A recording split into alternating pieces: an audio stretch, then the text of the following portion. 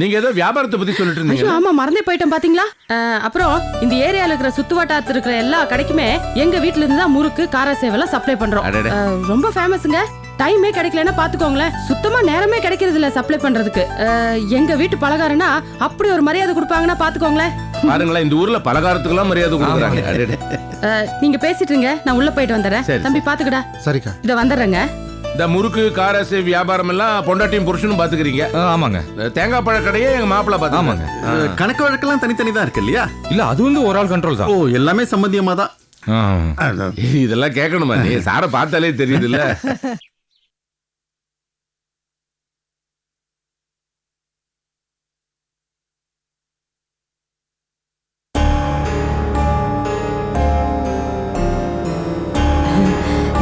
என்ன இங்க வந்து தனியா உட்கார்ந்துட்டு இருக்கீங்க? தலைவலியே ஒரு மாதிரியா இருந்துச்சு, அதனால இங்கேயே இருந்துட்டேன். ஓஹோ, அவங்க யாரு கூட நீங்க ஒட்டலையே, அதனால கேட்டேன். எனக்கு புரியுது உங்க வேதனை என்னன்னு எனக்கு தெரியுது. அவங்க மூத்தார் குடும்பம், எதுக்குமே அவங்க தான் முன்னுக்கு நிப்பாங்க. அதுக்கெல்லாம் வருத்தப்பட்ட முடியுமா? இப்ப நாளைக்கு உங்க வீட்டுல ஒரு விசேஷம் நடக்குதுன்னு வைங்க, அதை நீங்க நல்லா எடுத்து பண்ணுங்க. தனியா நின்னு பண்ணீங்கன்னா நீங்க முன்னாடி நிக்கலாம். அப்ப உங்களோட கெத்தை காட்டிட்டு போங்க. என்னைய மாதிரி நீங்களும் வெள்ளந்தியாவே பேசுறீங்க. நீங்களும் பாக்குறதுக்கு வெள்ளந்தியா தான் தெரியுறீங்க. நானும் அப்படிதான், எனக்கு ஒண்ணுமே தெரியாது. உங்க 2 பேர் வீட்லயும் ஏதாவது பிரச்சனையா? வீட்டுக்கு வீடு வாசப்படுதேன், அது எதுக்கு இந்நேரம் பேசிட்டு இருக்கீங்க? அப்போ உங்க 2 பேர் வீட்டுக்கும் ஏதாவது மனஸ்தாபம் இருக்கா? நல்லது நடக்கும்போது எதுக்கு அந்த ராமாயணத்தை பேசிட்டு இருக்கீங்க? நீங்க போய் அவங்கள கவனிங்க. சரி, நான் உள்ள போய் வேலையை பாக்குறேன்.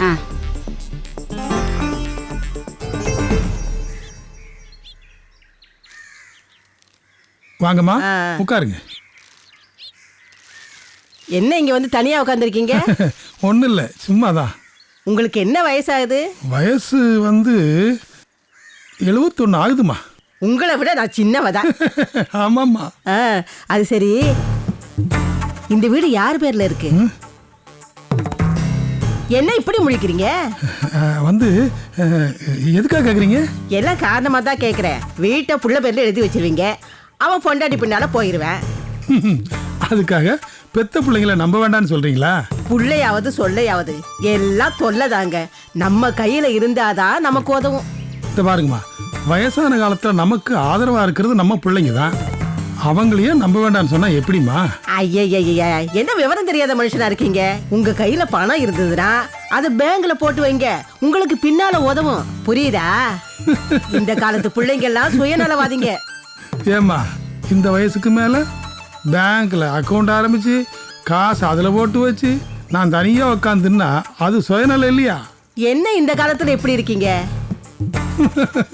ஏம்மா, நம்ம காசை சேர்த்து வச்சு போகும்போது கொண்டு போக போகிறோமா, இல்லைன்னா நம்ம கூட சேர்த்து வச்சு தான் புதைக்க போகிறாங்களா? எல்லாம் என் மகன் சொக்கு மாதிரி மக்குத்தனமா பேசுறீங்க. உங்களெல்லாம் திருத்தவே முடியாது. என்னவோ போங்க.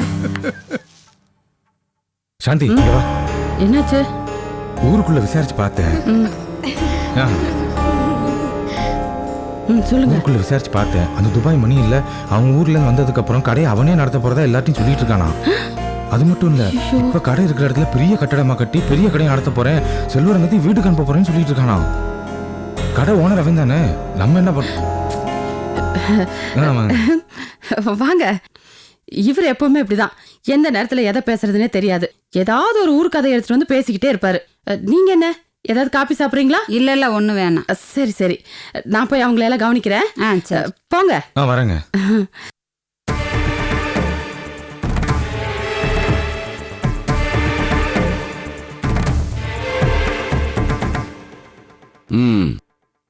பேச்சுவார்த்தையை ஆரம்பிக்கலாமா? தாராளமா. இது எங்க வீட்டு முதல் கல்யாணம் ஐயா.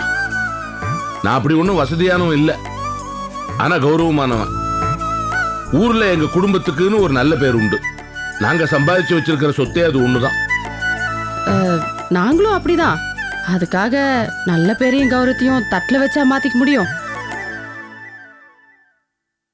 இங்க பாருங்க, நான் வில்லங்கிறதுக்காக பேசல. மாப்பிள்ளைக்கு என்ன பண்ண போறீங்க, பொண்ணுக்கு என்ன பண்ண போறீங்க, இந்த மாதிரி லௌகீக விஷயத்தை தானே பேச போறோம். சரியா தானே சொல்றீங்க அண்ணே. நம்மளால என்ன செய்ய முடியுங்கிறத நம்ம சொல்லிவிடுவோம்னே, அதைத்தானே அவங்க எதிர்பார்க்கறாங்க. இப்ப சம்பிரதாயமா என்ன செய்யணுமோ அதை கரெக்டா செஞ்சிடறாங்க. அப்புறம் அன்னைக்கு பொண்ணுக்கு 15 பவுன் நகை போடணும்னு எதிர்பார்க்கறதா சொன்னீங்க. எனக்கு அவ்வளவு வசதி இல்லைங்க. 10 பவுனுக்கு செஞ்சு வச்சிருக்கிறோம், அதை போட்டுறோம். என்னது 10 பவுனா? ஏமா 10 பவுன் தானே சொன்னா, அதுக்கு ஏமா வாயை பழக்கிற? 10 பவுன் எல்லாம் என் தம்பிக்கு ரொம்ப கம்மி. அவனுக்கு 25 பவுன் 30 பவுன் போடுறதுக்கெல்லாம் சம்பந்தம் வந்தது. அப்ப அதையே முடிச்சிட வேண்டியதானே? அது ஜாதக பொறுத்த இல்லைன்னு நாங்க தான் வேண்டாம்னு சொல்லிட்டோம். இருந்தாலும் 10 பவுன் ரொம்ப கம்மிங்க. இது பாருங்க, அதிகம் கம்மிங்கிறதே இல்லைங்க. இப்ப எனக்கு என் பொண்ணுக்கு 100 பவுன் போடணும்னு ஆசையா இருக்கு. ஆனா என் வசதிக்கு 10 பவுன் தான் செய்ய முடியும். இத பாருங்க, 20 பவுன் போடுறதுக்கெல்லாம் ஆல் ரெடியா இருக்கு. நீங்க என்னன்னா 10 பவுனுங்கிறீங்க. ஏங்க 4 பேர்கிட்ட கௌரவமா சொல்லிக்க வேண்டாமா? 10 பவுன் சொன்னா கேவலமா நினைக்க மாட்டாங்க? இது பாருங்க, இது எங்க வீட்டு விசேஷம். இதை என் வசதிக்கு தானே செய்ய முடியும். கரெக்ட். நீங்க 10லயே நிக்காதீங்க, என் சம்சாரம் ஒத்துக்க மாட்டா. சரிங்க, 15 பவுன் நகை போட்டுறோங்க. மயிலு, 10 பவுனுக்கு தான் செஞ்சு வச்சிருக்கிறோம். இல்லை, நான் 15 பவுன் நகை போட்டுருங்க. நீங்கள் மேலே என்ன பேசலாம்? இல்ல மயிலு, நான் இல்லைண்ணே, அடுத்தது பேசுவோம். ஏதோ 15 பவுன் போடுறேன்னு சொல்றீங்க, அது ரொம்ப கம்மி தான். அதுக்கப்புறம் இந்த பாத்திரம் பண்டம் இதெல்லாம் நல்லா பண்ணுவீங்கல்ல?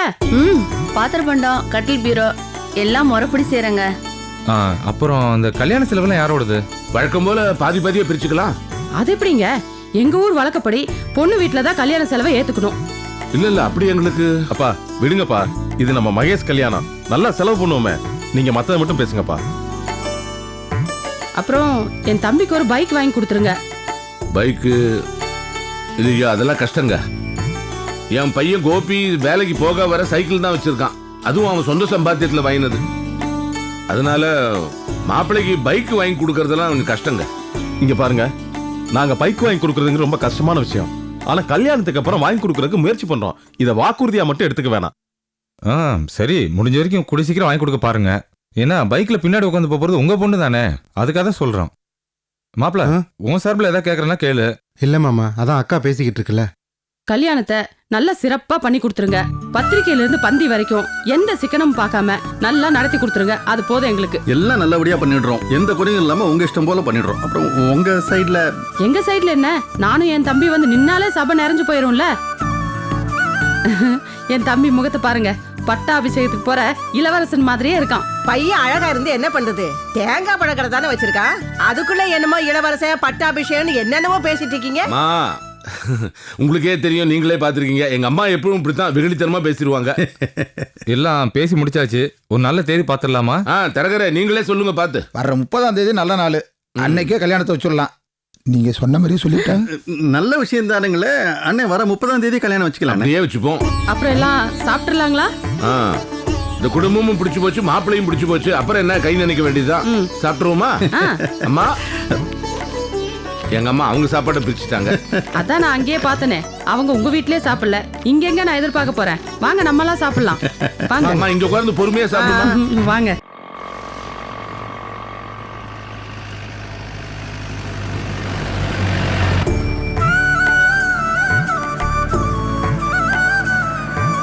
அப்பாட, நல்லபடியா மகேஷ் கல்யாணம் பேசி முடிச்சாச்சு. நடக்கணும்னு நேரம் வந்துருச்சுன்னா நடந்தே தீரும்.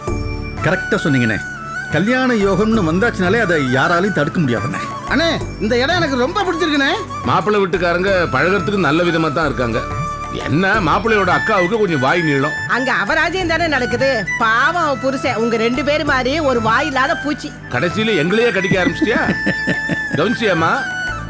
மாப்பிள்ளையோட அக்கா அப்படியே ஒன்ன மாதிரி வணங்கா முடி. அவனும் நானும் ஒண்ணு. நான் எங்க, அவன் எங்க? ஏப்பா நீங்க 2 பேரும் என்ன சொல்றீங்க? எனக்கு மாப்பிள்ளைய பார்த்தா நல்ல டைப்பா தான் தெரியுது. எனக்கு இடம் பிடிச்சிருக்கு. நல்லா பெர்சனலே தான் இருக்காரு மாப்பிள்ளை. ஆமாமா. என்ன தேவானா, எல்லாரும் பேசிட்டு இருக்காங்க, நீ ஏதோ பேசாம யோசனைல இருக்க. என்ன அண்ணே, ஏண்ணே பேசாம வர நல்லது தானே. சும்மா இருப்ப நீ. என்னம்மா உன் அபிப்பிராயம் என்ன? நான் எதுக்கு தேவையில்லாம பேசிக்கிட்டு, அது விடுங்க. ஏம்மா, இங்க எல்லார் அபிப்பிராயத்துக்கும் என்ன மரியாதையோ அதே தானே உனக்கும். சொல்லு. சொல்லவா? மா, நீ சொல்லணும்ட்டு தாம்மா கேக்குறேன். எனக்கு என்னமோ அந்த சம்பந்தத்தை விசாரிச்சு பண்ணணும்னு தோணுது. நீங்க நினைக்கிற அளவுக்கு அவங்க நல்ல மனுஷங்க மாதிரி எனக்கு தெரியல.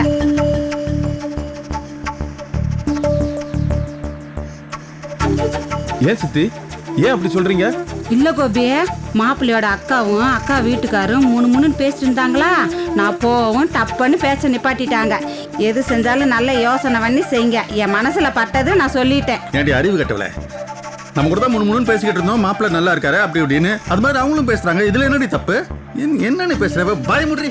இதனாலதான் என் வாயை மூடிட்டு பேசாம இருந்தேன். நீங்க தான் என் வாயை பிடுங்குனீங்க. ஏம்மா நீ இப்படி சொல்றதுக்கு என்ன காரணம்? அண்ணே, இவன் முதல்ல இருந்தே மகேஸ்வரி கல்யாணத்துல பெரிய விருப்பம் காட்டலண்ணே. எதையோ மனசுல வச்சுட்டு பேசிக்கிட்டு இருக்காவ. என்னடி முறைக்கிற? பாரு, உனக்கு விருப்பம் இல்லைன்னு அதோட விட்டுற. தப்பா பேசாத ஒருத்தர. நான் சரியாதே பேசுறேன். பின்னாடி நீங்க யாரும் சங்கடப்படக்கூடாதுன்னு என் மனசுல பட்டது சொன்னேன். அதுக்கு மேல உங்க விருப்பம். சும்மா சும்மா என் வாயை அடைக்காதீங்க. உங்க அண்ணன் கேட்டதுனால தான் நான் பதில் சொன்னேன். அண்ணே, என்னண்ணே இவ்வளவு ஒரு ஆளுன்னு வச்சு இவள்கிட்ட அபிப்பிராயம் எல்லாம் கேட்டுக்கிட்டு இருக்கீங்க நீங்க? இதானங்க உங்க புத்திய. என்னைய நீங்க ஒரு ஆளாவே மதிக்கிறது இல்ல. வாய முடியா நீ? மயில, நீ அவளை வாய மூடு சொல்லிட்டு நீயே தான் நிறைய பேசிட்டு இருக்க. நீ முதல்ல வாய மூடு. நம்ம சந்தோஷமா திரும்பி போகாட்டி சங்கடத்தோட போக கூடாது. என்ன சண்டை போட்டுக்கிட்டே பாரு. பாருங்களேன், பெருசா பேச. டிரைவரே, ஒரு நல்ல பாட்டா இருந்தா போட்டு விட டேப்ல. சரிங்க சார். நல்லதொரு குடும்பம், பல்கலைக்கழகம், அன்புமணி வழங்கும் சுரங்கம், வாழ்க வாழ்க.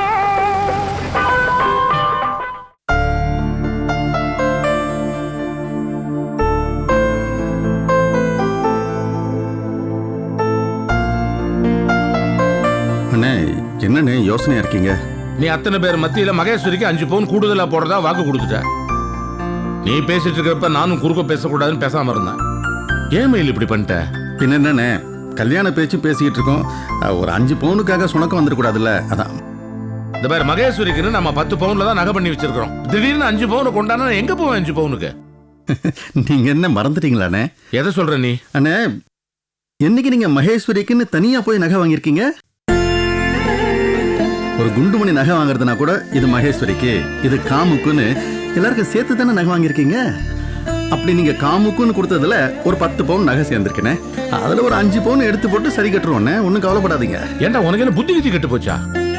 காமு நகையில போய் எப்படி கையை வைக்க? சிச்சி, என்னண்ணே, அதுல ஒன்றும் தப்பு இல்லைண்ணே. நீங்க இந்த மாதிரி மகேஸ்வரி கல்யாணம் முடிஞ்சு 3 மாசத்துக்குள்ள காமு கல்யாணம் பண்றதா தேவானிட்ட நான் வாக்கு கொடுத்துருக்கேன்.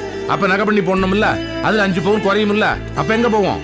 அண்ணே, காமு கல்யாணத்துக்கு இன்னும் 3 மாசம் இருக்குண்ணே. 3 மாசத்துல 48 முகூர்த்தம் இருக்கு. சீசன் வேற. வர கச்சேரி எல்லாம் ஒத்துக்கிட்டா கூட 5 பவுன் 7 பவுன் போட்டு சரி கட்டிடலாண்ணே. இதுக்காக ஒன்றும் கவலைப்படாதீங்க, நீங்க விடுங்க. என்னண்ணே? எனக்கு சமாதானமா தோணல மயில். இல்லண்ணே, விடுங்க. நீங்க என்ன சொல்றீங்க? இது நம்ம குடும்பத்தில் நடக்கிற முதல் கல்யாணம். நல்லபடியா நடக்கணும், சந்தோஷமா நடக்கணும் அடிக்கடி சொல்லுவீங்கல்ல. அதனால இந்த கல்யாணத்துக்கு வேண்டிய ஏற்பாடெல்லாம் நம்ம பண்ணலாம். குழப்பையாதீங்க, சும்மா மனசு போட்டு விடுங்க. என்னங்க, அவர் தான் சொல்லிட்டார்ல, அப்புறம் என்ன யோசனை? இல்லம்மா, இப்ப என் நினைப்பெல்லாம் புஷ்பாவை பத்தி. நான் மாப்பிள்ள பண்ற கூத்துல அவளை கூட்டிட்டு போக முடியல. ஆமாங்க, புஷ்பா நம்ம கூட்டு போயிருக்கணும், கூப்பிடாம போயிட்டோம். பாவம். இப்ப அங்க என்ன நடந்ததுன்னு தெரிஞ்சுக்கிறதுக்கு அவ ஆர்வமா இருப்ப. அது ஒண்ணுதான் என் மனசுக்கு வருத்தமா இருக்கு. குறைஞ்சது போன்லயாவது பேசி அவகிட்ட விவரம் ஐயோ, சொல்லு. வேணாங்க. என்ன? இப்ப உங்க மச்சனை வீட்டுல இருப்பாரு. நாளைக்கு காலைல அவர் வேலைக்கு போன அப்புறம் பேசிக்கலாம். அதுவும் சரிதான். இப்ப அவகிட்ட பேசினா அதுக்கு வேற தனியா கடிச்சு துப்புவான் அந்த ஆளு.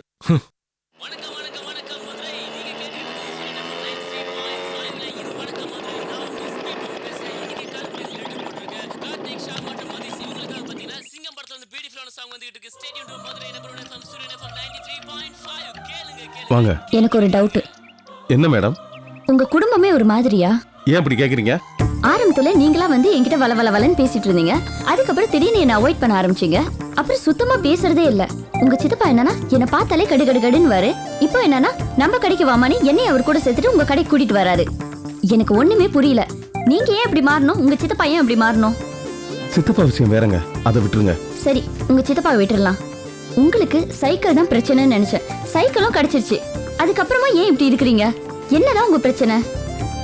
என்னோட பிரச்சனை நீங்க ரொம்ப சாதாரணமா கேட்டீங்க. அதை என்னால சொல்ல முடியும். அதை உங்களால புரிஞ்சுக்க முடியுமான்னு தான் தெரியல.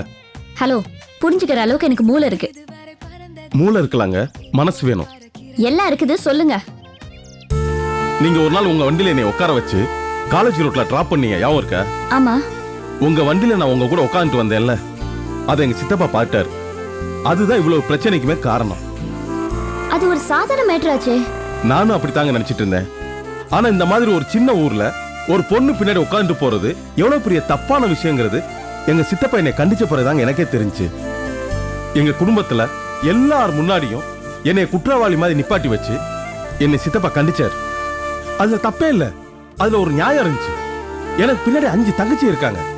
நான் அவங்கள பத்தி நினைச்சு பார்க்காம உங்க பின்னாடி உங்க வண்டியில உட்காந்து வந்ததை நாளைக்கு யாராவது ஒருத்தர் தப்பா பேசுறான்னு வச்சுக்கோங்க, முதல்ல உங்க பேர் பாதிக்கும், அதுக்கடுத்து என்னோட பேர் பாதிக்கும்.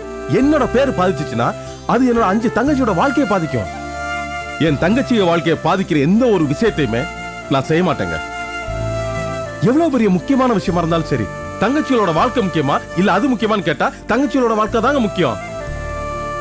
இனிமே உங்களை பார்க்க கூடாது, பேசக்கூடாதுன்னு எங்க சித்தப்பா என்கிட்ட பேசினாலதான் உங்களை அவாய்ட் பண்ற மாதிரி நான் நடந்துகிட்டேன்.